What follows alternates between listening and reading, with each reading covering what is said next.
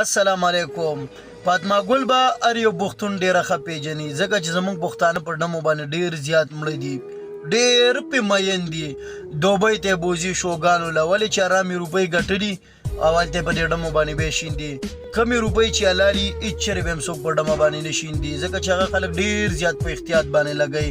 خو زموږ د پښتنو سره ارامې روپۍ شوي دي، نو د دې د وجې نه دا ډمې بوځي هلته دوبۍ ته او هلته یې ګډوي او په دې باندې دا روپۍ شیندي. نو دا هغه ډمې یو څو وایس میسیجونه چې ریکارډ شوي دي او ډیر زیات وایرل کې روان دي، نو د دې څه حقیقت دی؟ د دې دا حقیقت دی چې جی بالکل فاطمه ګل چې دا یو فحاش او ډمه ښځه ده او دا د هغې د خپلې خولې وایس میسیجونه دي چې یو کس ورسره په واټساپ کړي دي او هغه میسیجونه بیا په سوشل میډیا باندې وایرل شوي دي. نو هغه کم میسیجونه دي د څه په باره کې دي زه درته په دې ویډیو کې پلی کوم، په خپله هم واورئ او نورو ملګرو سره هم شریک کړئ.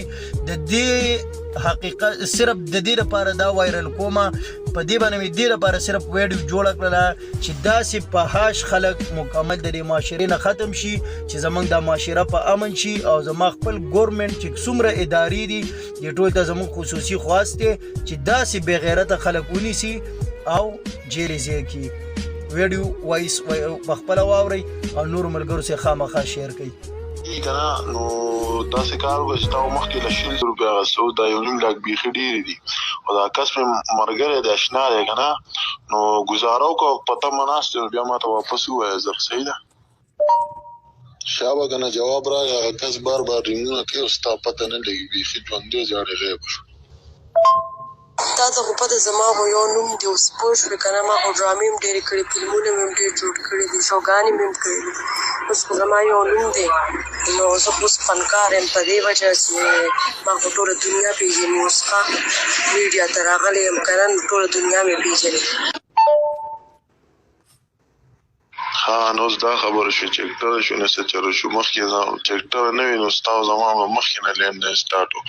پوه شوې دې فیس کې لږه ګزاره وکړه، دا هلک ډېر چوکره هلک دی او ملګری مې دی، ډېر زیات بار بار مې تنګوي په دې وجه کې دي جینکۍ نور هم د دنیا دي.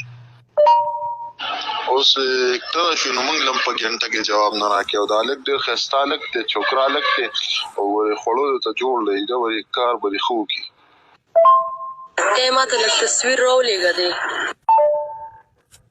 دغه تصویر مې درولېږه، دغه تصویر دی که نه، ته اوس دې ریټ کې ګزاره وکړه. پوه شوې که ریټ کې ورته ته ګزاره وکړه خیر دی، که هغه کار ښه وکړو نو کېدای شي له 100,000 سیوا درکړي. صحیح ده؟ او نور هم بس زه به ورته ویم ځکه خیال به دې نور هم بیا وساتي. صحیح ده که نه؟ خو ته اوس دې ریټ کې لږه ګزاره وکړه. صحیح ده؟ 1.5 لاک بیخي ډېرې دي. صحیح ده که نه؟ او دا کوم ځای کې دی؟ کوم ځای اوسېږي؟ کوم ځای کې دی؟ دا یوازې دی که نه؟ دغه شان زر جواب راکوه. دا د پېښور کې د وکسک روډ دی او ښه ښکلی فارم هاوس دی او خانان دي، ښه دا هر څه نه پرې ختمه ده. پوه شوې؟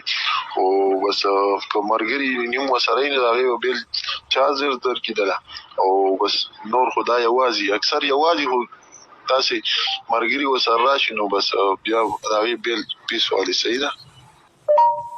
نوره که نه بیا چېرته ورکه شوې، دا هلک بار بار رینګونه کوي، د پیس کې پورې ورسره لږه شان ګزاره کړې وه او داسې دوبۍ نه چې دوبۍ پاکستان دی او زه په 1.5 لاک ورسره خبره ډن کوم او نمبر یې بیا درلېږم. صحیح ده؟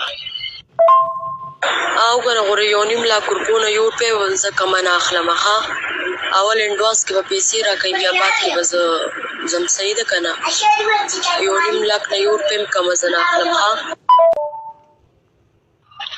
اکاونټ نمبر راولېږه چې هغه هلک ته ولېږم چې پیسې ته جمع کړي. صحیح ده؟